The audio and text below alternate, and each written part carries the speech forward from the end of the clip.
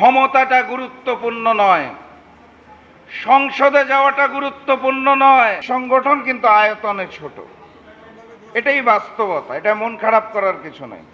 সাথে এটাও বাস্তবতা, যখন রাজপথে বড় আয়তনের বড় বড় রাজনৈতিক দলরা সৎ সাহসে সত্য কথা উচ্চারণ করতে পারে না, 1980 সাল থেকে এই ছোট আয়তনের ছোট জাকপা প্রতিদিন প্রতিনিয়ত প্রতিটা গণতান্ত্রিক আন্দোলনে রাজপথে সোচ্চার ছিল। এটাও বাস্তবতা, এটা আমাদের অহংকার, এটা আমাদের গর্ব, এটা আমরা শিখেছি আমাদের প্রতিষ্ঠাতা সভাপতি মজলুম জননেতা শফিউল আলম প্রধানের কাছ থেকে। আমি শ্রদ্ধা ভরে স্মরণ করছি 1980 সালের 6 এপ্রিল বাংলাদেশের স্বাধীনতা সার্বভৌমত্বের জন্য, মুক্তির জন্য, আজাদির জন্য যেই নতুন রাজনৈতিক প্ল্যাটফর্ম সৃষ্টি হয়েছিল, জাতীয় গণতান্ত্রিক পার্টি জাকপা হাঁটি হাঁটি পা পা করে 46 বছর পার করে দিয়েছে। সেই জাকপার দুইজন সভাপতি শফিউল আলম প্রধান এবং অধ্যাপিকা রেহানা প্রধান এই দুনিয়া ছেড়ে চলে গেছেন। প্রতিষ্ঠাকালীন কম বেশি সকল সদস্য দুনিয়া ছেড়ে চলে গেছেন। প্রথম সাধারণ সম্পাদক আনিসুর রহমান দুনিয়া ছেড়ে চলে গেছেন। সহসভাপতি তৎকালীন ডাক্তার আজিজ দুনিয়া ছেড়ে চলে গেছেন। এরকম অসংখ্য নেতাকর্মীকে আমরা হারিয়েছি, কিন্তু প্রত্যেকটা হারানো প্রত্যেক শক্তি হিসেবে রাজপথে অবস্থান করব।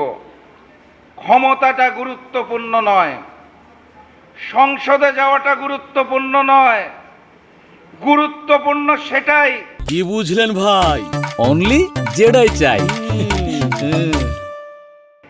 যখন একটা দেশের মানুষকে উদ্বুদ্ধ করে দেশপ্রেমিক হিসেবে গঠন করা যায়।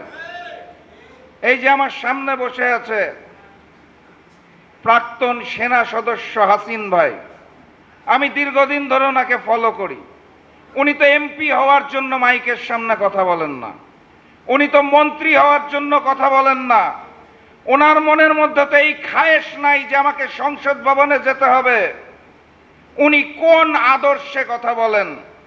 উনি যেই আদর্শটায় কথা বলেন সেই আদর্শের নাম দেশপ্রেম। ওনার সাথে আমরা জাকপার নেতা কর্মীদের খুব বেশি মিল পাই। এই কারণে দাওয়াত দেওয়ার সময় সর্বপ্রথম ফোনটা ওনাকে করেছিলাম। উনি মাইকের সামনে এসে বারবার কথা বলেন, বারবার স্মরণ করিয়ে দেন। আমরা জাকপাও স্পষ্ট ভাষায় বলতে চাই, সেই 1971-এর পর থেকে লাল সবুজের পতাকা পেয়েছিলাম, নামকা ওয়াস্তে স্বাধীনতা পেয়েছিলাম, সার্বভৌমত্ব পাই নাই। ভারতের আধিপত্যবাদ আমাদের গ্রাস করে খেয়েছে।